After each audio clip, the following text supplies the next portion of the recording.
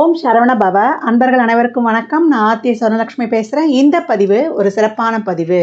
லக்னங்கள் 12 லக்னங்களுக்கான சிறப்பான பதிவுகளை காணவிருக்கிறோம். வரலாக திருச்செந்தூரில் வீற்றிருக்கும் முருகப்பெருமானின் பொற்பாத கமலங்களையும் என் அன்னை வாராயின் தான் பணிந்தும் என் குருநாதரின் பொற்பாதங்களை வணங்கியும் 12 லக்னங்கள் அதுதான் ஒரு ஜாதகரின் குடுப்பனை உயிர் நாடியனே அப்படி சொல்லலாம். ஏன்னா நம்ம ராசி பலன்கள் நிறைய பார்க்குறோம். லக்னங்கள் ஒரு லக்னம் தான் ஜாதகருடைய வாழ்நாளில் அவர் என்ன அனுபவிக்க போகிறாரு, எதை தொட்டு அவருடைய வாழ்நாள் செயல்பாடுகள் இருக்கும், அதை தான் நடத்தி வைக்கிறது தான் சந்திரன். சந்திரன் அந்த குடுப்பனையை எந்த வகையில் நம்ம அனுபவிக்க போகிறோம் என்பதை குறிப்பிடுவது தான் சந்திரன். நம்ம அதை ஃபாஸ்ட்டாக அனுபவிக்க போகிறோமா, இல்லை கஷ்டங்களை பட்டு அனுபவிக்க போகிறோமா என்பது தான் இந்த ராசி சொல்லும். லக்னம் தான் உனக்கு இதுதான்ப்பா கொடுப்பன, இதை வச்சு நீ உன்னுடைய வாழ்நாளை நீ கடந்து செல். உறவுகள் இந்த கேட்டகரியில் தான் அமைஞ்சிருவாங்க. இவங்கெல்லாம் உனக்கு ஒரு அவுட்லைனு. இப்போ 7ஆம் பாவம்னா ஒரு அவுட்லைனுக்குள்ளே அமைஞ்சிரும். இதுக்குள்ளே இருக்கும் உன் வாழ்க்கையை நீ லாவகமாக கடந்து செல்.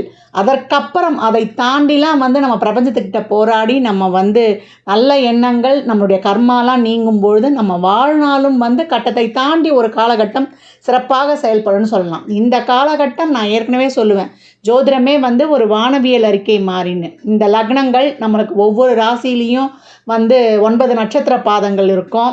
அதே போல் 3 நட்சத்திரங்களாக இருக்கும். எந்த நட்சத்திர புள்ளியில் விழுதோ அதை தொட்டு பலன்கள் சுய ஜாதகத்தை கொண்டு மாறுபடும். இதில் சொல்லியிருக்கிறதுலாம் பொது பலன் தான். என்னம்மா நீங்கள் ஒன்று சொல்கிறீங்க, எங்களுக்கு வேறு மாதிரி நடக்குது அப்படின்லாம் இங்கே ரொம்ப யோசிக்கக்கூடாது. இந்த எந்த லக்ன புள்ளியில் விழுது, மொத்தம் இந்த கிரகங்கள் நம்மளுக்கு எப்படி உட்கார்ந்துருக்குது, ஒவ்வொரு பாவம் தொட்டும் 2, 6, 10 தசாபுதி காலங்களில் நம்மளுக்கு பணம் வரும். நம்மளுக்கு சம்பாதிக்கவே இல்லைனாலும் யார் மூலியமாக நம்ம கையில் பணம் வந்துட்டு போகும். இந்த பணத்தை நம்ம எப்படி செலவு பண்ணுறோன்றது தான் நம்மளுக்கு அங்கே முக்கியம். அதனால் கிரகங்கள் 1, 5, 9லேருந்து தசை நடத்துதா, இல்லை 6, 8, 12லேருந்து தசை நடத்துதா, இதனால் நாங்கள் ரொம்ப கஷ்டப்படுவோமா அப்படின்லாம் நம்ம கவலை கொள்ளக்கூடாது. சுக்கிர தசை நடந்தால் கோடீஸ்வரன் ஆகிடுவாங்களா, குரு தசை நடந்தால் நான் குபேரன் ஆகிடுவேனா அப்படின்லாம் கேட்டுறக்கூடாது. சுக்கிரன் ஒரு சிலருக்கு காசே இல்லாமல் கடன் வாங்கி கஷ்டப்பட்டவர்களும் உண்டு. குரு தசையில் எல்லாத்தையும் இழந்து நடுத்தர வந்தவங்களும் உண்டு. அதனால் இந்த கிரகங்கள் நமக்கு எதை தர பாக்கியதப்பட்டிருக்கு என்பதை உணர்ந்து தான் நம்ம வாழ்நாளை எடுத்துகிட்டு போனோம். ஜோதிடமே நான் ஏற்கனவே நிறைய சொல்லியிருப்பேன், வானவியல் இருக்கேன்னு. அதனால் இதில் பெரும்பாலும் லக்ன பலன்கள் 70% 60லேருந்து 70% உங்களுக்கு ரொம்ப ஃபுல்ஃபில்லாகவே உங்களுக்கு செட் ஆகிடும். ராசிக்கும் இது ஒர்க் அவுட் ஆகிடும் ஒரு 40% வரைக்கும். அதனால் லக்னத்துக்கு முதல்ல எடுத்துக்கோங்க. ராசியில் இருக்கிறவங்களும் இதை பார்த்து பெரும்பாலும் அவங்களுக்கு அதில் செட் ஆகிறதுக்கு வாய்ப்புகள் அதிகம். ஆனால் லக்னமே பிரதானம். லக்னத்துக்கு ஆஸ் யூஷுவலாக ரொம்ப அதிகமாகவே பொருந்தும் அப்படின்னு சொல்லலாம். இதெல்லாம் பொதுவான பலன்கள். இதை தாண்டி உங்களுக்கு இந்த கிரகங்கள் என்ன கொடுக்க பாகியப்பட்டிருக்கு. இப்போ லக்னம் ஒரு சுபர் தொடர்பு பெற்றுட்டார்னா ஒரு சுப பலன்கள். அவர் எந்த காலகட்டத்திலையும் லக்னம் லக்னத்துக்கு சப்போர்ட் பண்ணிட்டார் லக்னாதிபதி அப்படின்னா எந்த ஒரு கஷ்டத்தையும் ஜெயிச்சு வந்துடுவார் அப்படின்னு எடுத்துக்கலாம். அப்படி அவருக்கு சப்போர்ட் பண்ணலன்னா ரொம்ப நம்ம அப்ஸ் அண்ட் டவுன்ஸ் எல்லாம் சந்தித்து எப்படா ஏண்டா பிறந்தோம், என்னடா வாழ்க்கையை இப்படிலாம் கஷ்டம் வருதே, இறைவா நீ இருக்கிறியா அப்படின்லாம் ஒரு சிலர்லாம் நம்ம மனம் இது பண்ணுவோம் இல்லையா. அப்போ எங்களுக்கு என்ன லக்னத்தை சப்போர்ட் பண்ணலைன்னா நாங்கள் அப்போ வாழ முடியாதான்னு கேட்கக்கூடாது. அதையும் தாண்டி இறைவன் இருக்கிறான். இறை வழிபாடுகளும் பரிகாரங்களும் செய்து நம்மளை புனரமைத்து எப்பேற்பட்ட காலகட்டங்களையும் வென்று வருவது தான் நம்மளுக்கு முன்னோர்கள் வழிவகுத்தது ஆன்மீகம் அப்படின்னு சொல்லலாம்.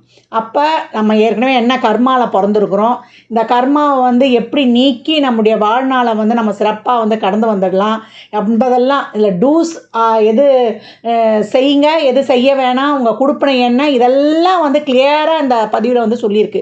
பதிவு ரொம்ப கொஞ்சம் நீண்ட பதிவாக இருக்கும். அதை கேட்கறது மட்டும்தான் உங்கள் வேலை. தனுசு லக்னம் காலச்சக்கரத்தின் 9ஆம் இடம், ஆண் ராசி, குருவுடைய வீடு, நெருப்பு ராசி, தர்ம ராசி. தர்மமாக நடக்கும் பொழுது இவங்க சிறப்பான பலனை அடைவாங்கன்னு சொல்லலாம். சிவ தனுசு இங்கே இருக்கக்கூடிய நட்சத்திரங்கள் நம்மளுக்கு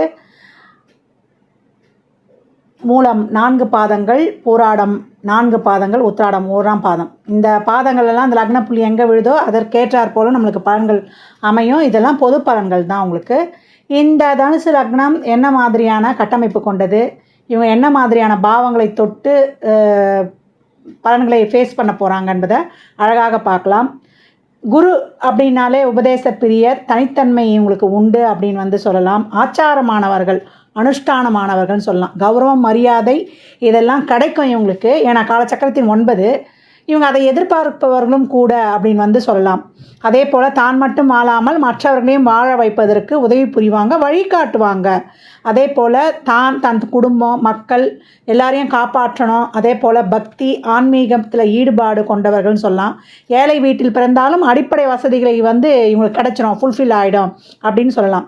குழந்தை பிறப்பில் பிரச்சனையுள்ள குடும்பம், குழந்தை தாமதம் இல்லை குழந்தை பிறந்து இறக்கிறது, குழந்தை பற்றின கவலை இவங்க வம்சத்தில் இருந்து கொண்டே இருக்கும் அப்படின்னு வந்து சொல்லலாம். அதே போல் இவங்களுக்கு வந்து சங்கம் வைத்து பொது சேவை செய்வது, அதே போல் புகழுக்கு மயங்க மாட்டாங்க. எங்கு சென்றாலும் இவங்களுக்கு வந்து முக்கியத்துவம் கொடுக்கணும்னு ஏற்கனவே சொன்ன மாதிரி.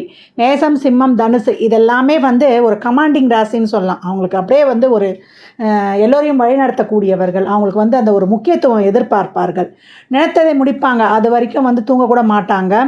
அதே போல் இவங்க ஓயாமல் பாடுபடக்கூடியவர்கள். இவங்கக்கிட்ட வந்து ஒரு ரகசியம் தங்காது. அதே போல் ஹைலி ஸ்பிரிச்சுவல் சிந்தனை கொண்ட குடும்பம் அப்படின்னு வந்து சொல்லலாம். உயர்ந்த எண்ணம், தான தர்ம சிந்தனைகள்லாம் இருக்கும். குறுகிய வட்டத்துக்குள் வந்து இவங்க வாழ்கிறவங்க கிடையாது அப்படின்னு வந்து சொல்லலாம். ஏன்னா இங்கே வந்து குரு வந்து இப்போ தனுசுலேயே இருக்கிறாரு அப்படின்னா இவங்களுக்கு வந்து என்னென்னா, இவங்களுக்கு ஃபஸ்ட்டு நல்ல ஒரு மேன்மையான ஒரு நல்ல சிந்தனை இருக்கிறதோட இவங்களுக்கு எல்லா இடத்துலையுமே வந்து ஒரு தனித்தன்மை கிடைக்கணும்னு சொல்லலாம். லக்னத்திலேயே இப்போ குரு இருக்கிறாரு. இது வந்து கேந்திராதிபத்திய தோஷம் இயற்கையாகவே வந்துடும். அப்போ இவங்க என்ன பண்ணோன்னா, ஒரு 5 நிமிடம் வந்து பின்னோக்கி தினமும் நடக்கும்பொழுது இந்த கேந்திராதிபத்திய தோஷம் நம்மளுக்கு நிவர்த்தி ஆகிடும். இருந்தாலும் ராசியிலேயே இருந்து ஆட்சி பெறதுனால அம்ச யோகமும் இங்கே வந்து ஏற்பட்டுடும் அப்படின்னு வந்து சொல்லலாம்.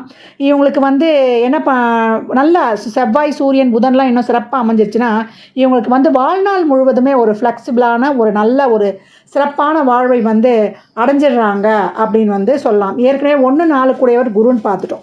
இவங்களுக்கு சொத்து இருக்கும், இருந்தாலும் திருப்தி இருக்காது. அதே போல் தாய் அன்பு இருக்கும், அனுபவிக்க முடியாது.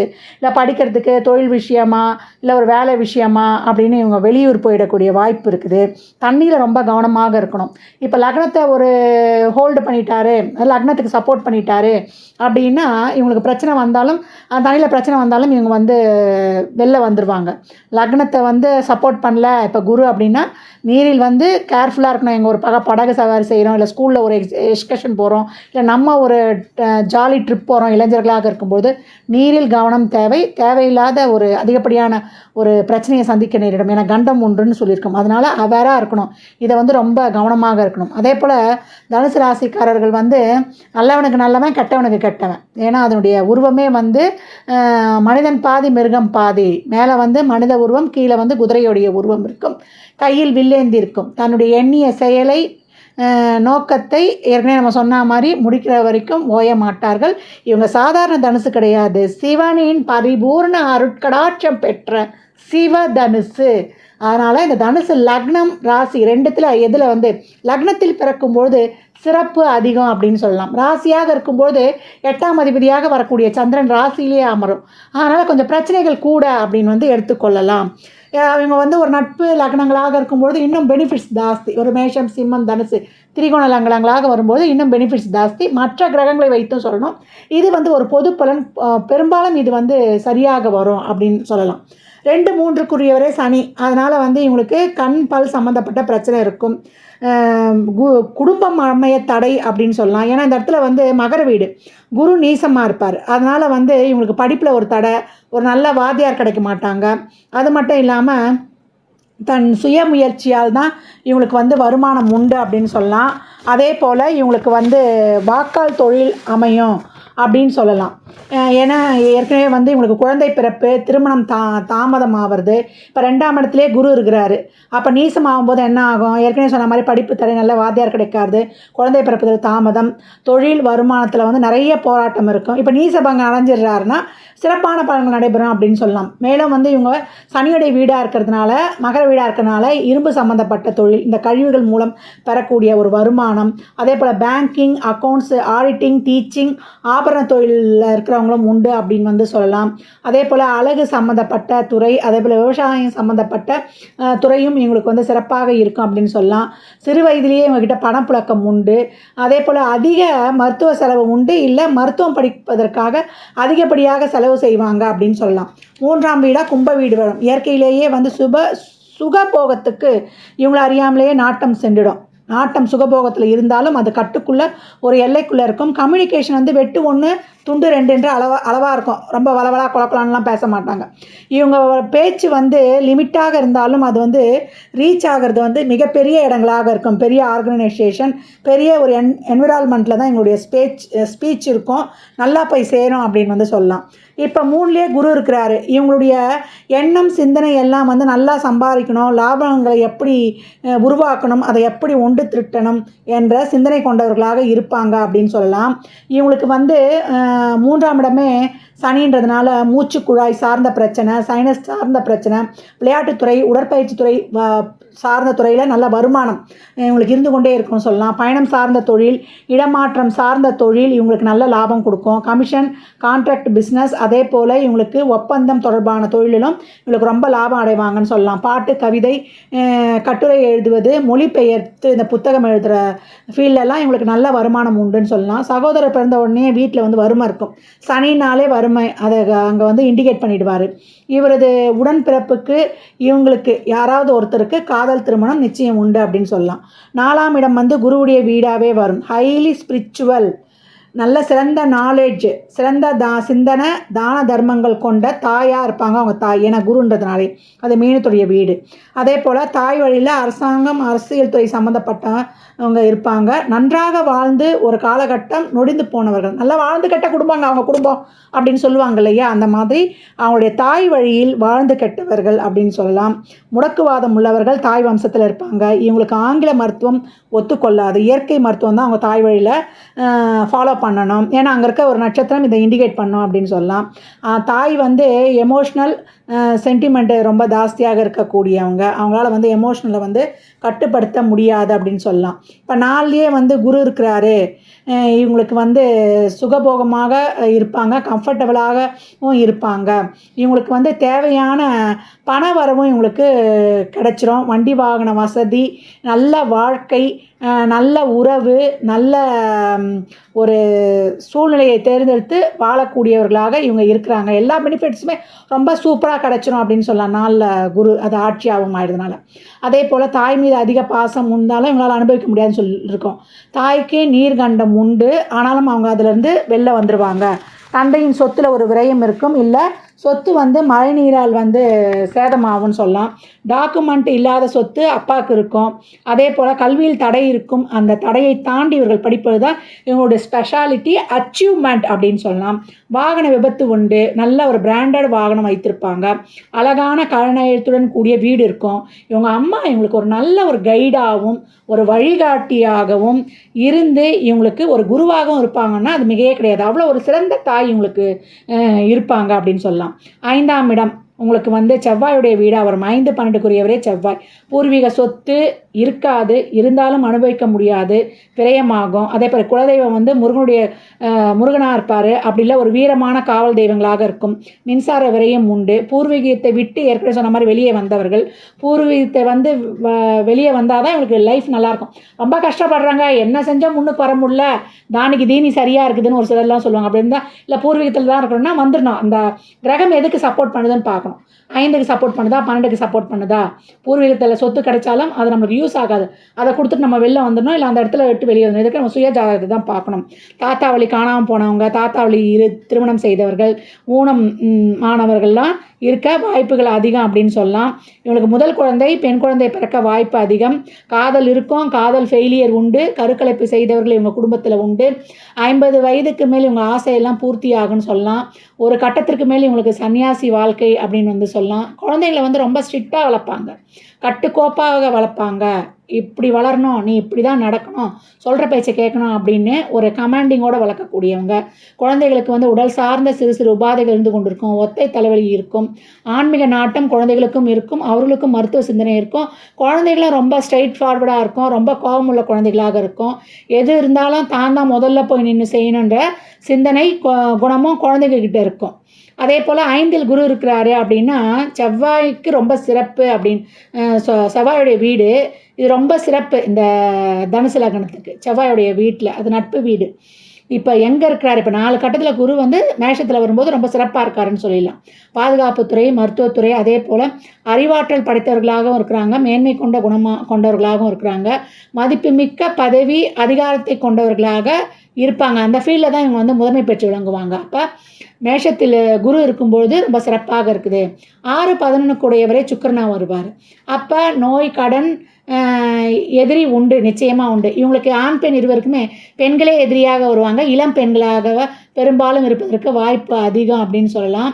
இவங்களுக்கு வந்து ஆண்களாக இருக்கும்போது ஹார்மோனல் இன்பேலன்ஸு, சிறுநீரக பிரச்சனை, யூரினரி சார்ந்த பிரச்சனை, கிட்னி ஸ்டோன் வர்றது, அதெல்லாம் சுகர் பிரச்சனை, இதெல்லாம் விந்தணு பிரச்சனை இதெல்லாம் இருக்கும். ரொம்ப உடல்நிலையை கவனமாக பார்த்துக்கணும். பெண்களாக இருக்கும்போது தைராய்டு, மாதவிடாய் சம்மந்தப்பட்ட கோளாறுகள் இயற்கையாகவே வந்துடும். இவங்க வந்து சுக்கிரனுடைய வீடு. சுக்கிரன் வந்து சஞ்சீவினி எனும் சாகா வரம் பெற்ற ஒரு மருந்தை வந்து கண்டுபிடிச்சவர். அது இயற்கை மருந்து. அப்போ இவங்க இயற்கை வைத்தியங்களுக்கு போகும்போது தான் சிறப்பாக இருக்கும். ஆங்கில மருத்துவம் வந்து இவங்களுக்கு சிறப்பு கிடையாது. ஹோமியோபதி, மலர் மருத்துவம் இன்னும் சிறப்பாக வேலை செய்யும். சைடு எஃபெக்டே கிடையாது. யூஸ் பண்ணுங்கள், ரொம்ப சிறப்பாக ரிசல்ட் தரும். இன்னும் சுக்கிரன்லாம் சிறப்பாக அவங்களுக்கு அமர்ந்துட்டா. அதே போல் இவங்க சுக்கிரனுடைய வீடு என்பதனால இவங்க சொகுசு சந்தோஷமாக இருக்கிறதுக்கு தான் ரொம்ப கடன் ஏற்படும். அதே போல் நோய் தொற்றாலும் ஒரு சிலர் வந்து கடன் அதிகளவு வாங்கிடுவாங்க. வாரிசு வேலை உண்டு, உத்தியோகம் உண்டு, பொருளாதார இழப்பு உண்டு, கவனம் தேவை. அதே போல் கடன் உண்டு, கடன் இருந்தாலும் அதை அடைத்தே தீர்வார். யார் மூலியமாக எங்களுக்கு கடன் வரும்? சித்தப்பா, மூத்த சகோதரன், நண்பரால் கடன் வர வாய்ப்பு இருக்குது. ஏன்னா 11 கூடியவரும் அவரே தான். இப்போ 6ல் குரு இருக்கிறாரு. கடன் வாங்கி கஷ்டப்பட்டவங்களே ஜாஸ்தி. வீடு கட்டுறதுக்கு, தொழில் செய்யறதுக்கெலாம் கடன் வாங்கி ஒரு இடத்துலேருந்து இன்னொரு இடத்துல வாங்கி அதை அடைக்கிறதுக்கு கஷ்டப்பட்டு பெரும்பாடுபடுவார்கள் அப்படின்னு சொல்லலாம். அதே போல் ஏற்கனவே சொன்ன மாதிரி ஜாமீன் கொடுப்பது, கையெழுத்து போடுவது, கடன் வாங்கி கொடுப்பது, இந்த பிஸ்னஸ்லாம் வைத்துக்கொள்ளக்கூடாது. கடன் பிரச்சனையாலையும், பேங்க் லோனில், அதில் கிரெடிட் கார்டு பிரச்சனையால் ரொம்ப அவஸ்தைப்படுவாங்க.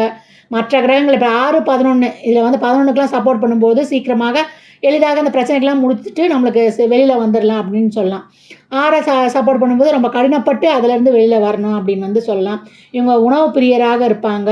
இவங்க ஆரம்ப கட்டத்தில் வந்து இவங்க கஷ்டப்பட்டாலும், வாழ்நாளில் வந்து கஷ்டப்பட்டாலும் பிற்பகுதியில் வந்து இவங்களுக்கு நல்ல வளர்ச்சி உண்டு அப்படின்னு சொல்லலாம். தனுசு ராசிக்காரர்களுக்கு 7ஆம் பாவமாக நம்மளுக்கு மிதுனம் வரும். மிதுன வீடு வந்து புதனுடைய வீடு. புதனாலே இரட்டத்தன்மை கொண்டது. 7ஆம் பாவத்தில் இருக்கும் நட்சத்திரத்தை பொறுத்தும் நம்மளுடைய காலத்தினுடைய குணநலன்கள் மாறுபடும். மதில் மேல் பூனைன்னு சொல்லலாம். நேரத்துக்கு ஏற்ற மாதிரி மாறிக்குவாங்க. அதே போல் அவங்க காரியம் ஆகணும்னா எந்த சூழலுக்கு ஏற்றார் போலவும் பச்சவந்தி மாதிரி மாறிக்குவோம் நம்ம சொல்லுவோம் இல்லையா? அதை போல் அது புதனுடைய தன்மை. அதை வந்து நம்ம ஒரு குறைவாக சொல்லக்கூடாது. அதே போல் இவங்க சக்கரத்தின் 3-6 கூடையவர். அப்போ அடிமை வேலையும் பெரும்பாலும் இவங்க காலத்தரம் வந்து செய்யும். அந்த 6ஆம் இடம் செல்ஃப் எம்ப்ளாய்மெண்ட்டையும் சொல்லும். இவங்க ரொம்ப நாள் வந்து ஒரு இடத்துல வந்து தொடர்ந்து வேலை செய்ய மாட்டாங்க. ஒருத்தர் இவங்க சுயதொழில் பண்ணும்போது தான், ஏன்னா 6ஆம் இடம் பல்பொருள் அங்காடியும் குடிக்கும். அப்போ சுயதொழில் செய்யும்போது இவங்களுக்கு சிறப்பாக இருக்கும். அப்போ தனுசு லக்னம் என்ன பண்ணணும்? காத்திரத்தை வந்து மோட்டிவேட் பண்ணி அவங்களுக்கு எதில் ஸ்கில் நிறைய இருக்குதுன்னு தெரிஞ்சு அவங்கள அந்த மாதிரியான ஒரு தொழிலை செய்ய ஊக்கப்படுத்தும் போது சிறப்பாக இருக்குன்னு சொல்லலாம். தனுசு ராசி வந்து ஒரு நெருப்பு ராசி. அவங்களுக்கு அதே போல் மிதுனம் வந்து பல வேலைகளை வந்து ஒரே நேரத்தில் செய்வாங்க. அவங்க ஒரே நேரத்தில் ஃபோன் பேசுவாங்க, எழுதுவாங்க, ஒரு அக்கௌண்ட்ஸ் பார்ப்பாங்க. ஏன்னா காற்று ராசி இல்லையா? ரொம்ப அந்த பிஸ்னஸில் வந்து ஒரு தொழில் முனைவோராக இருக்கக்கூடியவர்கள் இந்த மிதுனம் அப்படின்னு சொல்லலாம். தனுசு ராசி எப்படின்னா அது நெருப்பு ராசி. ஆன்மீக சிந்தனை, தர்ம சிந்தனை எல்லாம் எனக்கு தெரியும் அப்படின்ற குணமும் இருக்கும். யாரையும் உங்களுக்கு அட்வைஸ் பண்ண முடியாது. நான் அட்வைஸ் பண்ணுவேன், எனக்கு எல்லாம் தெரியும், நீங்கள் நடந்துக்கோங்க, நான் உங்களுக்கு வழிகாட்டுறேன். ஏன்னா குருவுடைய வீடு இல்லையா? அதற்கேற்றார் மாதிரி அவங்க நடந்துக்குவாங்க. அவங்கள வந்து யாரும் ஜெயிக்கவும் முடியாது. தனுசு ராசிக்காரர்களை யாரும் ஜெயிக்கவும் முடியாது. ஏன்னா நாலேஜ் பவர் வந்து நிறைய நாலேஜ் அவங்களுக்குள்ளே பிறந்து கிடக்கும். அதே போல் அவங்க அன்பால் ஜெயிச்சிடலாம், தாஜா பண்ணால் அவங்கள ஜெயிச்சிடலாம். இந்த மாதிரி இருக்கக்கூடிய ஒரு தனுசு ராசிக்கு எதிர்த்தரப்பு காத்திரமான நம்ம மிதுனம் எப்படி வரும்னா, அது புத்திசாலித்தனமும் இருக்கும், தந்திரமும் அதுக்கிட்ட நிறைந்திருக்கும், இரட்டைத்தன்மை கொண்டது. உபய லக்னனாலே இரட்டைத்தன்மை கொண்டது தான் அப்படின்னு சொல்லலாம். அதே போல் இந்த 7ஆம் பாவத்தில் இருக்கக்கூடிய நட்சத்திரங்கள் என்னென்னு பார்த்தீங்கன்னா, உங்களுக்கு மிருகசீரிஷம் என்ற ஒரு செவ்வாயுடைய நட்சத்திரம் இருக்கும். அது என்னென்னா, ஒரு யாருமே அதை ஒரு எதிர்கொள்ள முடியாது. அதே மாதிரி அது ஒரு சீரும் சொல்லிட்டு சொல்லலாம். கோவம் வந்துட்டால் என்ன வாயிலிருந்து வார்த்தை வரும்னு நம்மளுக்கு தெரியாது. அந்தளவுக்கு அது ஒரு கோபமான நட்சத்திரம். அதுக்கப்புறம் ராகு என்ற நட்சத்திரம் இருக்கும், திருவாதிரை நட்சத்திரம். அந்த நட்சத்திரம் என்னன்னு கேட்டிங்கன்னா, அது ஒரு முகமூடியை போட்டு இருக்கும். எந்த நேரத்தில் எப்படி அவங்க மாறுவாங்கன்னு நம்ம அனலைஸ் பண்ண முடியாது. ஆனால் இறைத்தன்மை அவங்ககிட்ட அதிகமாக இருக்கும். அதனால தான் இவங்களை எப்படி எடுத்துக்கிறது, இவங்க நல்லவங்களா கெட்டவங்களா இப்படி ஜட்ஜ் பண்ணியே இவங்க காலம் போயிடும் அப்படின்னு சொல்லலாம். அதற்கப்புறம் இருக்கக்கூடிய நட்சத்திரம் பார்த்திங்கன்னா புனர்பூச நட்சத்திரம். இந்த புனர்பூச நட்சத்திரம் என்ன பண்ணுன்னா, இருக்கும் இல்லை அப்படின்னு சொல்கிற மாதிரி இருக்கும். எப்பயும் ஒரே நேரத்தில் பல வேலைகளை செய்யக்கூடியவங்க அப்படின்னு இந்த புனர்பூச நட்சத்திரத்தை சொல்லலாம். ஏன்னா அந்த மாதிரி ஒன்றை எடுத்துகிட்டு ஒன்றை கொடுக்கும் இந்த புனர்பூச நட்சத்திரம் அப்படின்னு. இந்த 7ஆம் இடத்தில் இருக்கக்கூடிய இந்த கோபக்காரமான இந்த செவ்வாய் நட்சத்திரமான மிருகசீரிஷமாகட்டும், இந்த ராகு என்ற ஒரு பன்முகத்தன்மை கொண்ட ஒரு மாஸ்க் போட்டுட்ருக்கிற திருவாதிரை நட்சத்திரமாகட்டும், இந்த புனர்பூசம் என்ற தொழில் சார்ந்த சிந்தனை இருந்து கொண்டு இருக்கும். அதே போல் இருக்கும் இல்லைன்ற மாதிரி உணர முடியாத அந்த நட்சத்திரத்தையும் இந்த மாதிரி கலந்து இருக்கிறதுனால இவங்க எந்த நேரத்தில் எப்படி இருப்பாங்கன்னு சொல்ல முடியாது. இவங்க விஷயத்தையே எல்லாருக்கிட்டையும் சொல்லிடுவாங்க. அப்போ காத்திரம் இவங்ககிட்ட நம்பி சொல்கிற விஷயங்கள்லையும் இவங்க வெளியில் சொல்லிடுவாங்க. ஆனால் நம்ம இவங்க நினைக்கக்கூடாது, என்னடா இவங்க இவங்களை மட்டும் சேஃபாக பார்த்துக்கிறாங்க, இவங்க செல்ஃபிஷாக இருக்கிறாங்க, அதே போல் எல்லாருக்கிட்டையும் நடித்து நல்ல பேர் வாங்குறாங்களேன்னு நம்ம இவங்களை நினச்சி நம்ம கஷ்டப்படக்கூடாது. ஏன்னா அது அவங்களுடைய யதார்த்தமே அதான். இவங்க தனுசு என்ன பண்ணால் நிறைய அட்வைஸ் பண்ணோம். அது குருவுடைய வீடு இல்லையா? குருவுடைய வீடு தனுசாகட்டும் மீனமாகட்டும், அது நட்சத்திரங்கள் ஆகட்டும், தனுசுடைய நட்சத்திரங்கள் புனர்பூசம் நம்மளுக்கு விசாகம் புரட்டாது எல்லாருக்குமே ஒரு அட்வைஸ் பண்ணோம்.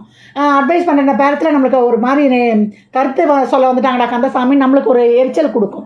மிதுனம் என்ன பண்ணோம், இந்த பேச்சில் நம்ம பேசுனதில் நம்மளுக்கு என்ன ஒரு பெனிஃபிட் இருக்குன்னு அது ஒரு கால்குலேட் மைண்டோடையே இருக்கும் அப்படின்னு நம்ம சொல்லியிருப்போம். புதன் நாளே ஒரு கணக்கு போடுறது அப்படின்ட்டு அப்படி இருக்கும்போது அந்த இடத்துல இவங்க 2 பேருக்கும் ஒரு கான்ட்ரவர்சி வந்துடும். அதனால் தேவையானதை அளவோடு பேசி அவங்கக்கிட்ட இருந்து நம்ம நகர்ந்து வருவது ரொம்ப சிறப்பு.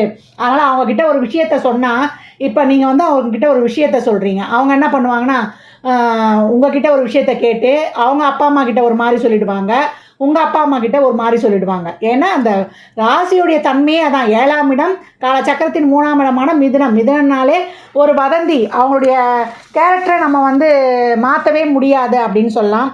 இப்படி இருக்கிற இதில் 2வது அந்த 6ஆம் இடம் என்பது ஒரு பஞ்சாயத்து ராசின்னு சொல்கிறான். இவங்க பஞ்சாயத்து ரொம்ப பேசக்கூடியவங்க.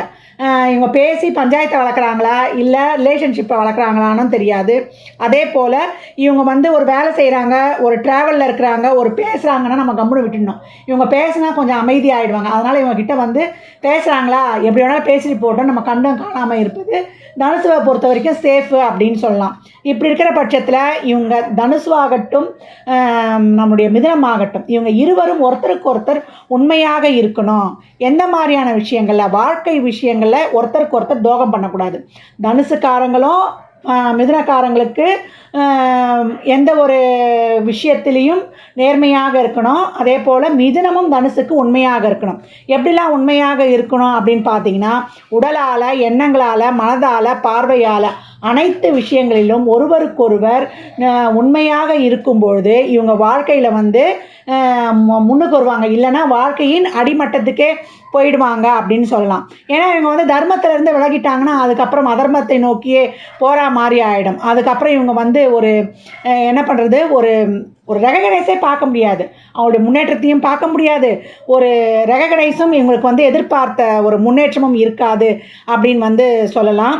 நீங்கள் நம்ம தனுசு லக்னக்காரர்கள் ஜென்யூனாக, நம்ம டிரான்ஸ்பரண்ட்டாக, நம்ம உள்ளது உள்ளபடி இருக்கும்போது, ஒரு மெசேஜ் செய்கிற விஷயமாக இருந்தால் கூட நம்ம நேர்மையை கடைபிடிக்கும் பொழுது உங்களுடைய வாழ்வு ரொம்ப சிறப்பாகவே இருக்கும் அப்படின்னு சொல்லலாம். ஏன்னா இது காற்று ராசி நம்ம சொல்லியிருக்கிறோம். இந்த வதந்தி வந்து ஒரு நிமிஷத்தில் உலகம் பூரா பரவிடும். ஏன்னா இது பயங்கர ஒரு ஏன்னா அவ்வளோ அந்தளவுக்கு வந்து ஒரு விஷயம் ஒரு செகண்டில் 1000 மைல் பரவலாம். அதனால் தனுசு லக்னக்காரர்கள் நீங்கள் நேர்மை குணம் கொண்டவங்க, கொள்கை உறுதி கொண்டவங்க, எல்லாத்துலேயும் வந்து ஸ்ட்ரெயிட் ஃபார்வர்டாக இருக்கக்கூடியவங்க. உங்கள் கலத்திரம் வந்து நேரத்திற்கு ஏற்றார் போல், சூழலுக்கு ஏற்றார் போல் முதல்ல அவங்க சேஃபர் ஜோனை பார்க்கக்கூடியவங்க. அதனால் நீங்கள் அவர்கள் விஷயத்தில் நீங்கள் எதை சொல்லணும், எதை சொல்லக்கூடாது என்பதில் கவனமாக இருந்துடணும்.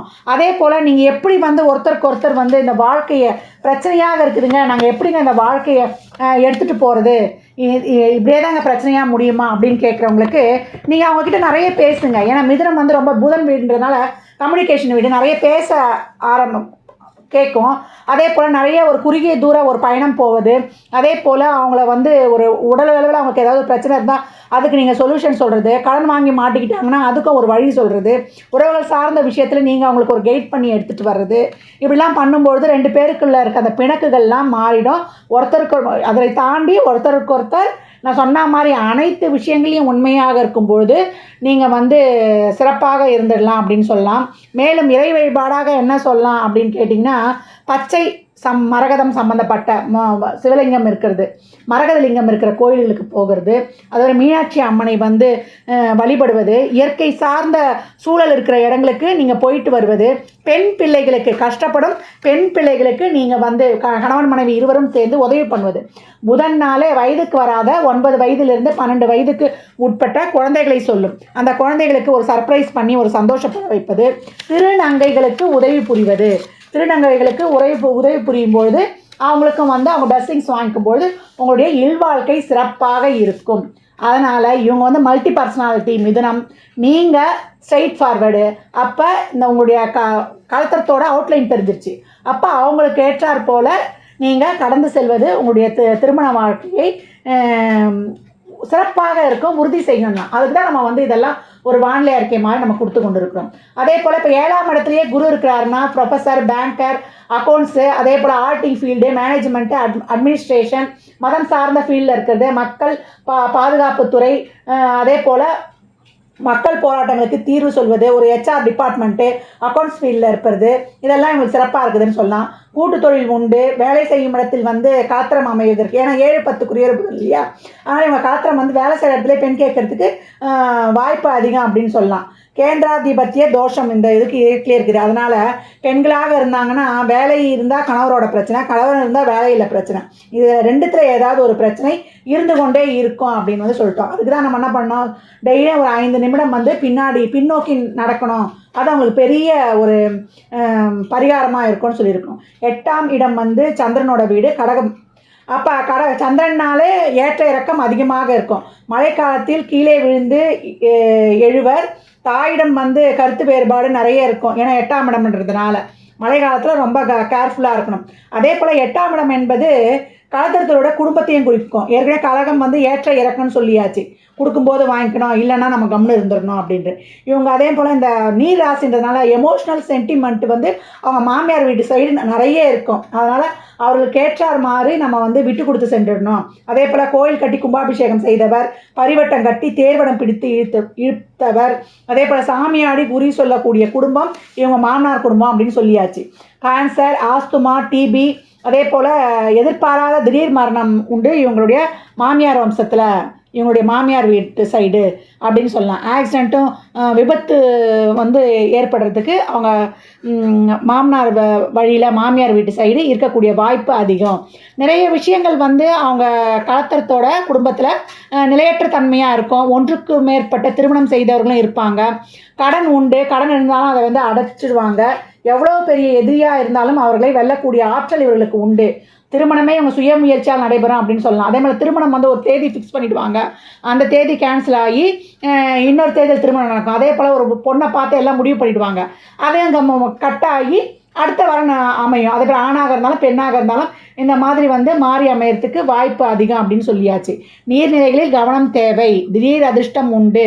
அதே போல் யூரினரி இன்ஃபெக்ஷன், மர்ம உறுப்புகளில் பிரச்சனை ஏற்படும், அதிலும் வந்து கவனம் தேவை. உயிர் சொத்து உண்டு. ஒரு சிலருக்கு வந்து குழந்தை பிறப்பு தாமதமாகும். இது 4ஆம் இடம். அதே போல் காலச்சக்கரத்தின் 4ஆம் இடம் இவங்களுக்கு 8ஆம் இடம். தாய்மை தாமதமாக ஏற்படும் அப்படின்னு வந்து சொல்லலாம். இப்போ 8இல் குரு இருந்துச்சுன்னு வச்சுக்கோங்க, அந்த அஷ்டமத்தில் குரு உச்சமடைவார். அதனால் மன போராட்டம் அதிகமாக இருக்கும். நமக்கு ஜீவசமாதி வழிபாடு செய்து கொள்வது ரொம்ப சிறப்பு. 9இல் குரு, இது வந்து சிம்மம் வீடாயிடும். சிம்மன்னாலே ஆதிக்கம் நிறைந்த வீடு. தந்தை ஆதிக்கம் நிறைந்தவர், எமோஷனல் அவரால் கண்ட்ரோல் பண்ண முடியாது. ஆளுமை செய்யக்கூடிய தந்தை, இவர்களை ஆளுமை செய்யக்கூடிய தந்தை ஸ்ட்ரெயிட் ஃபார்வர்டாக இருப்பார். யூனிஃபார்ம் போட சர்வீஸ் தொழில் வந்து அப்பா வீட்டில் இருக்கும். டிரைவரு, கண்டக்டரு, ஆர்மி, நேவியில் இருக்கிறவங்க. பேச்சை காசாக்கும் ஒயிட் கலர் ஜாப்ஸ் வேலை செய்கிறவங்களும் இருப்பாங்க. பேங்க்கு, அதே போல் நம்மளுக்கு ஒரு ஆஃபீஸ் அட்மினிஸ்ட்ரேஷனில் இருக்கக்கூடியவங்களும் இருக்கக்கூடிய வாய்ப்பு அதிகம் அப்படின்னு வந்து சொல்லியாச்சு தந்தை வழியில். அதே போல் தந்தை வழியில் கண்ணி கழியாமல் ஒரு பெண்ணுடைய வாழ்வு மன கஷ்டத்தோடு இருக்கும். கண்ணி கழியாமல் ஒரு பெண் இறந்திருப்பாங்க. ஒரு கன்னி பெண்ணின் சாபம் இவர் குடும்பத்தில் தொடர்ந்து வர வாய்ப்பு இருக்குது. அதில் அவங்க சுயஜாதகத்தில் பார்க்கும்போது அதை இன்னும் உறுதிப்படுத்திடலாம். ஏன்னா அந்த கன்னி சாபம் இருக்கக்கூடிய கன்னி சாபத்தை சொல்லக்கூடிய ஒரு நட்சத்திரம் இந்த 9ஆம் வீட்டில் இருக்கும்.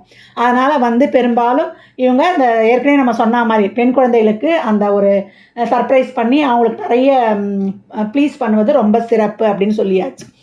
9இல் குரு இருக்குது. அப்போ இப்போ குருவே வந்து தனுசை பொறுத்த வரைக்கும் 5இல் இருப்பது ரொம்ப சிறப்புன்னு சொல்லிட்டோம்.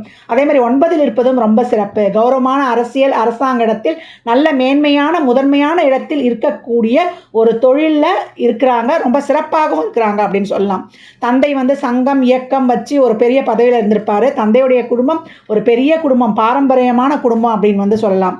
அதே போல் 10ஆம் இடம் வந்து கன்னி, புதனுடைய வீடாக வரும். இவங்க பெரும்பாலும் என்ன மாதிரியான தொழில் செய்கிறாங்கன்னா accounts, auditing, network communication, marketing, ஜோசியம், டீச்சர், பேங்கிங்கில் MBA ஃபினான்ஸு, MBA HR, அடுத்தவருக்கு வழிகாட்டி சம்பாதிக்கக்கூடிய தொழில்கள் ரொம்ப சிறப்பாக இருக்குதுன்னு சொல்லலாம்.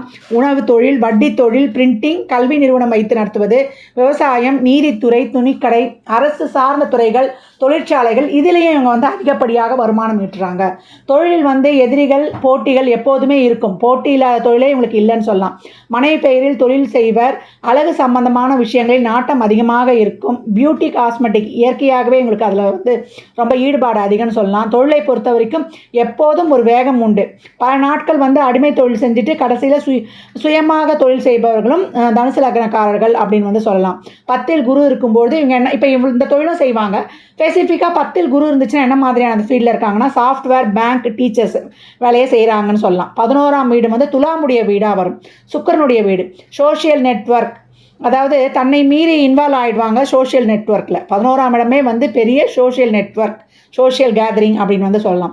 நட்பு வட்டாரம் பெரிது. ஆண் பெண் இருபாலுமே இவங்க நட்பு வட்டாரத்தில் அதிகமாக இருப்பாங்க. அதே போல் ஜாலியாக லைஃப்பை என்ஜாய் பண்ணக்கூடிய சிந்தனை உடைய நட்பு இவர்களுக்கு அதிகம் அப்படின்னு சொல்லலாம். பிரம்மாண்டமாக யோசிக்கக்கூடியவர்கள், லக்ஸுரியாக வாழணும்னு சிந்திக்கக்கூடியவர்களும் இவர்களே அப்படின்னு வந்து சொல்லலாம். அதே போல் நண்பருக்கும் கடனிருக்கும். நண்பனே எதிரியாவான், எதிரியே நண்பனாவான் அப்படின்னு வந்து நம்ம வந்து சொல்லலாம்.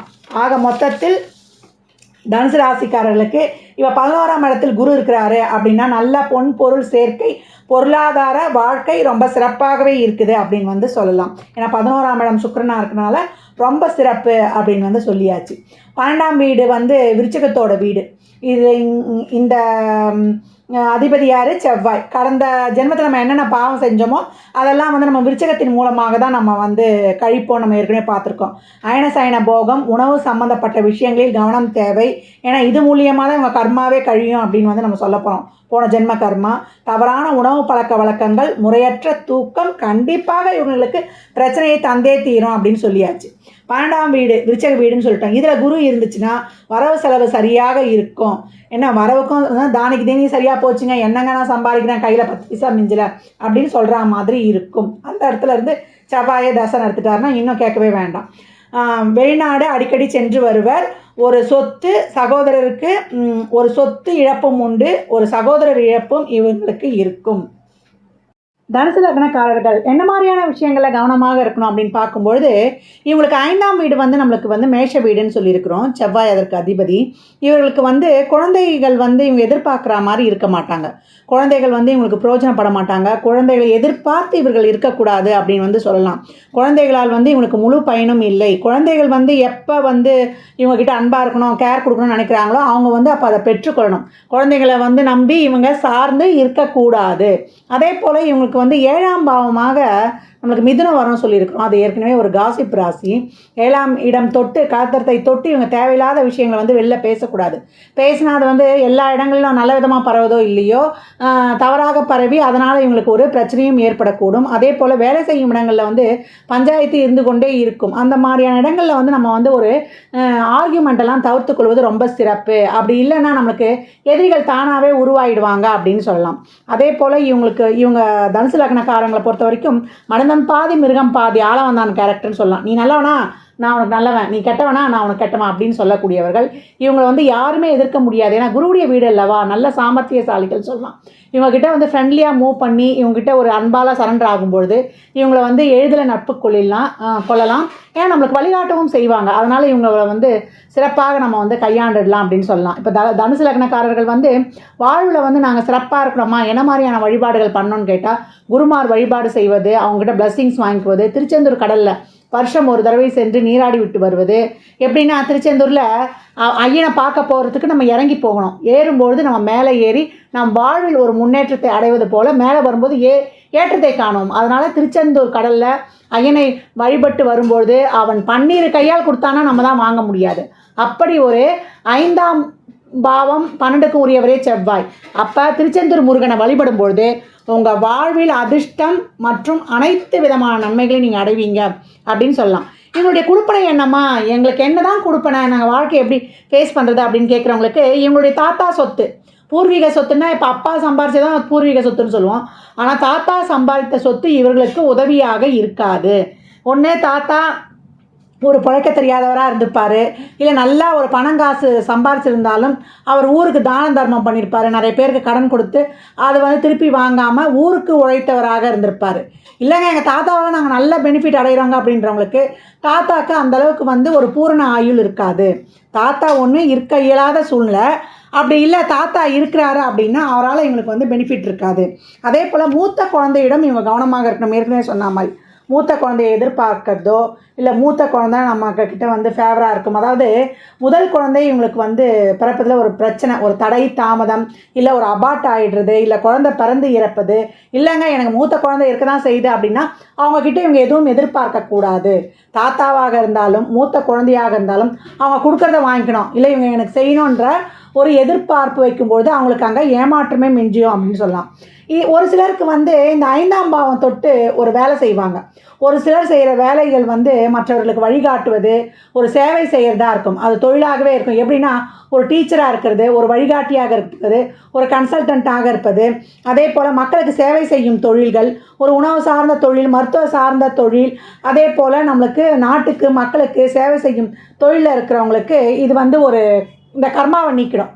அந்த ஓரளவு இவங்க வந்து இந்த பெனிஃபிட்ஸை பிள்ளைக்கிட்டேயும் ஒரு தாத்தாக்கிட்டேயும் ஒரு பெனிஃபிட்ஸை வந்து அடைய முடியும். அதை யார் மட்டும் அடைய முடியும்னா மற்றவருக்கு சேவை செய்யும் 5ஆம் பாவம் தொட்டு மற்றவருக்கு சேவை செய்கிற தொழிலில் இருப்பாங்க. இப்போ ஒரு ஜோதிடம் பார்க்குறவர்கள், ஒரு அதே மாதிரி ஒரு கன்சல்ட் ஃபீல்டுன்னு சொல்லியாச்சு. அதே மாதிரி சைக்காலஜி ஃபீல்டில் வந்து மற்றவங்க கவுன்சிலிங் தரோம் இல்லையா, இந்த மாதிரி அவங்க தொழிலும் சேவையாக இருக்கும். மற்றவங்களுக்கு சேவை செய்து அதன் மூலமாக வருமானம் பார்க்கக்கூடியவர்கள். இப்போ நம்ம சொல்லியிருக்கோம், இப்போ டாக்டர்ஸ்லாம் நம்மளுக்கு சேவையும் அதுதான், அவங்களுடைய தொழிலும் அதுதான். அந்த மாதிரி போகும்போது நாட்டுக்கு மக்களுக்கு இவங்க சமுதாயத்திற்கு ஒரு உபயோகமான தொழிலை செய்யும்போது இவங்களுக்கு இந்த ஒரு கர்மாவை நீக்கக்கூடிய பரிகாரமாகவும் அமைஞ்சிரும் அப்படின்னு சொல்லலாம். இவங்க வந்து அயனசைன போகத்தில் வந்து கொஞ்சம் தர்மத்தை கடைபிடிக்கணும்.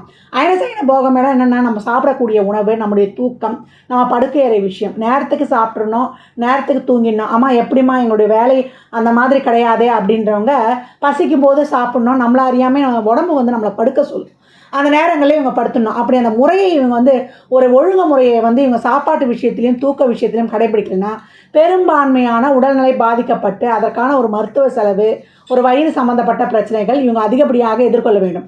எல்லாருக்குமே இது பிரச்சனை தான், 12 லக்னக்காரர்களுக்கும் பிரச்சனை தான். ஆனால் தனுசு லக்னத்தை பொறுத்த வரைக்கும் இந்த விஷயத்தில் இவங்க அதை ஒரு கரெக்டாக ஃபாலோ பண்ணலன்னா இவங்களுக்கு பெரிய ஒரு மைனஸை சந்திப்பாங்க, இவங்களுக்கு பாதிப்பு அதிகம் அப்படின்னும் இங்கே சுட்டி காட்டப்படுது.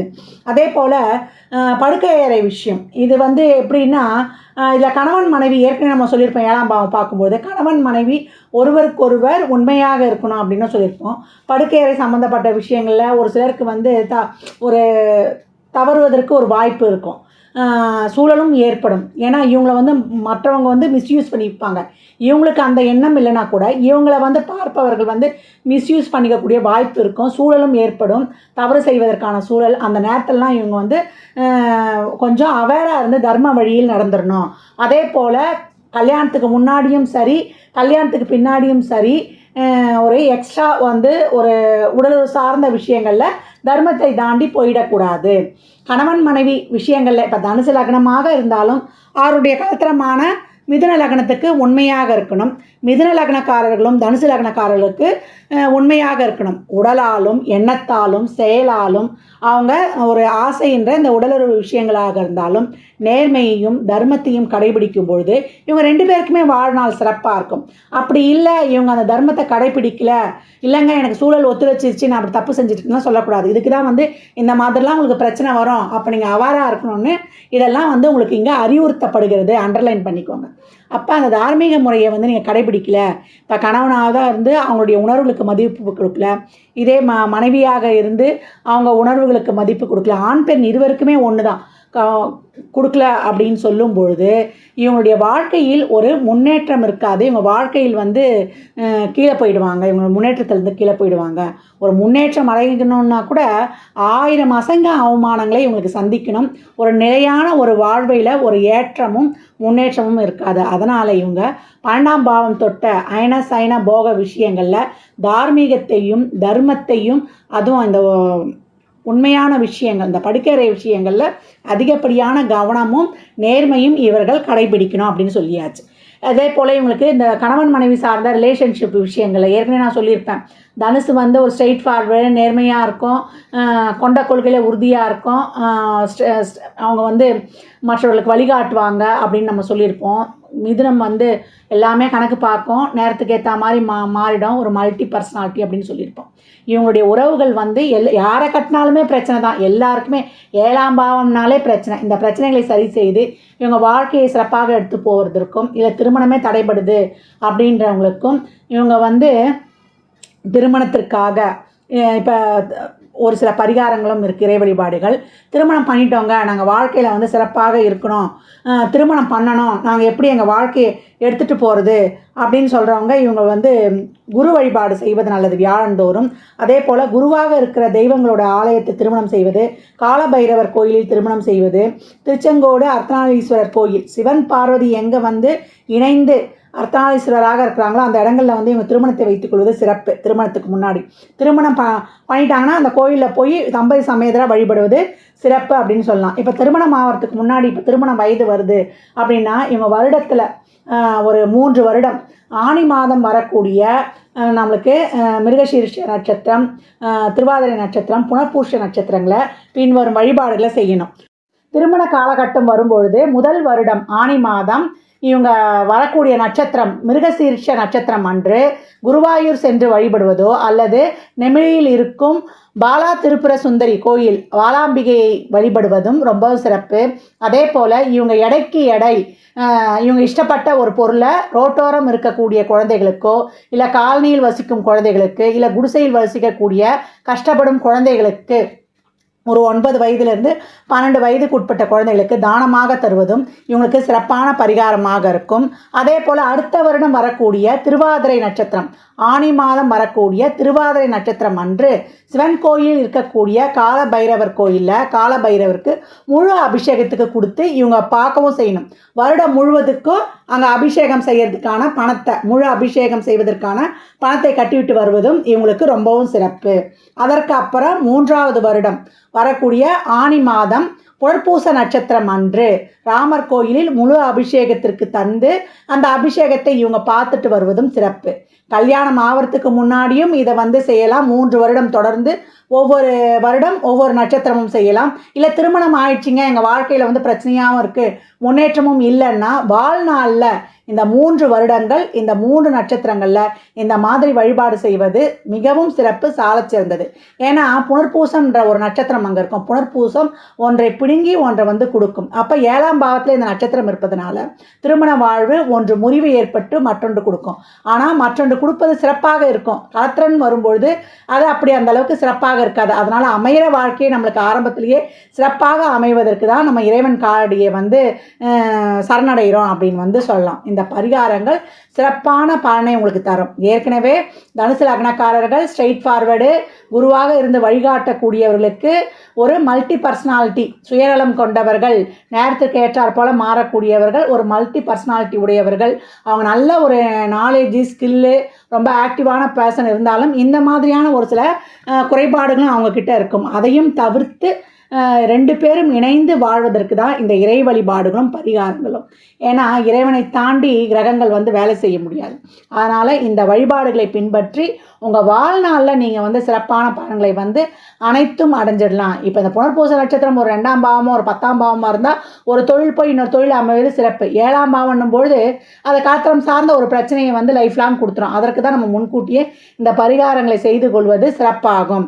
அது மட்டும் இல்லை, நாங்கள் வாழ்க்கையில் வந்து நிறைய வெற்றி பெறணுமா, என்ன மாதிரியான ஒரு செயல்பாடுகள்லாம் செய்துக்கலாம் அப்படின்னு கேட்குறவங்களுக்கு நீங்கள் சிகப்பு, ஆரஞ்சு, நீலம் இந்த நிறங்களை வந்து நீங்கள் யூஸ் பண்ணும்பொழுது உங்கள் வாழ்நாளில் நீங்கள் வெற்றி அடைவீங்க. ஒரு நல்ல காரியம் செய்ய போகிறீங்க, இல்லை ஒருத்தரை ஜெயிக்கணும், ஒரு காரியத்தில் வந்து வெற்றி கொள்ளணும் அப்படின்றவங்க இந்த நிறங்களை யூஸ் பண்ணுவது ரொம்ப சிறப்பு. அந்த நிறங்களுக்குரிய பொருளை கையில் வைத்துக்கொள்வதும் சாலச் சிறந்தது அப்படின்னு சொல்லியாச்சு. அதே போல் பிராமியம் நாம யோகம், ஐந்திர நாம யோகத்தில் நீங்கள் சுபகாரியங்களை செய்வது உங்களுக்கு உச்சிதம் கிடையாது. உங்கள் வாழ்நாள் சிறக்காது. அந்த நாம யோகங்களில் சுபகாரியங்களை தவிர்த்து கொள்ளணும். அதே போல் ஏகாதசி திதியிலும் நீங்கள் சுப காரியங்களை செயல்களை செய்யக்கூடாது. இந்த பதிவில் சொல்லியிருக்கிற அனைத்து வகையான விஷயங்களையும் நீங்கள் ஃபாலோ பண்ணும்பொழுது இறை வழிபாடு, அதே போல் தான தர்மங்கள், இந்த மாதிரி ஒரு நிறங்கள் இதெல்லாம் நீங்கள் வந்து யூஸ் பண்ணும்பொழுது உங்கள் வாழ்நாளில் வந்து நீங்கள் அபரிமிதமான ஒரு முன்னேற்றம் பலன்களை வந்து அடையலாம். இந்த பலன்கள்லாம் வந்து பொதுவான பலன்கள் தான், நம்ம ஏற்கனவே சொல்லியிருக்கிறோம். உங்களை பொறுத்த வரைக்கும் தனுசு லக்னத்தை பொறுத்த வரைக்கும் உங்களுக்கு 1, 4 குரு, 2, 3 சனி, 5, 12 செவ்வாய், 6, 11 சுக்கிரன், 7, 11 7, 10 புதன், உங்களுக்கு 9 உங்களுக்கு சந்திரன், 10 சூரியன். இந்த கிரகங்களின் தசா புத்தியில் அந்த பாவங்களை தொட்டு உங்களுக்கு இந்த பாவங்கள் உங்களுக்கு என்ன தர பாக்கியதப்பட்டிருக்கு, அது பொருளாக செயல்படுதா, இல்லை பொருளாதாரத்தை தருவதற்கு, இல்லை உறவுகளுக்காக திருமணம், குழந்தை பாக்கியத்தை தர செயல்படுதா என்பதெல்லாம் உங்கள் சுய ஜாதகத்தை ஆய்வு செய்வதன் மூலமே நாம் தெள்ள தெளிவாக அறிந்து கொள்ள முடியும். 1, 5, 9 தசை நடத்துது, 6, 8, 12 தசை நடத்துது அப்படின்னு நமக்கு நல்ல பலன்களாகவே நடக்குமா, இல்லை நம்மளுக்கு சாதகமில்லாத பலன்கள் நடக்குமான்லாம் பயப்பட வேண்டாம். ஃபஸ்ட்டு நமக்கு இந்த கிரகங்கள் என்ன கொடுக்க பாகிதப்பட்டிருக்கு என்பதை அறிந்து நாம் வந்து செயல்படும் பொழுது, இதெல்லாம் நான் ஏற்கனவே சொன்ன மாதிரி ஒரு வானிலை அறிக்கை தான். அந்த மாதிரி நம்ம வாழ்நாளை சிறப்பாக கடந்து வந்துடலாம். உங்களுக்கு இந்த மாதிரியான கொடுப்பனைகள் 12 கட்டங்களை ஒட்டி நடக்கப் போகுது என்பது பொதுவான பலன்களே. 12 லக்னங்களுக்கான அடிப்படை வாழ்க்கை கட்டமைப்பு கொடுக்கப்பட்டிருக்கு. இந்த லக்னங்களினுடைய கொடுப்பனையை தான் நம்மளுடைய ராசி வந்து செயல்படுத்த போகுது. இந்த லக்னத்திற்கு இதான் கொடுப்பனை.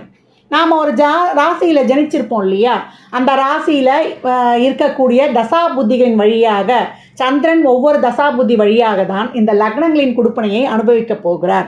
அதனால் நமக்கு வந்து இந்த 12 பாவங்களில் கிரகங்கள் 1, 5, 9 தசை நடத்துதா, இல்லை 2, 6, 10 தான் தசை நடத்துதா, இல்லை 4, 8, 12 தான் தசை நடத்துதா, இல்லை 3, 7, 11 தான் தசை நடத்துதா, இந்த தசையில் நல்லா இருப்போமா, இந்த தசையில் கஷ்டப்படுவோமா என்ற சிந்தனை ஐயத்துக்குள்ளேயே நீங்கள் போகக்கூடாது.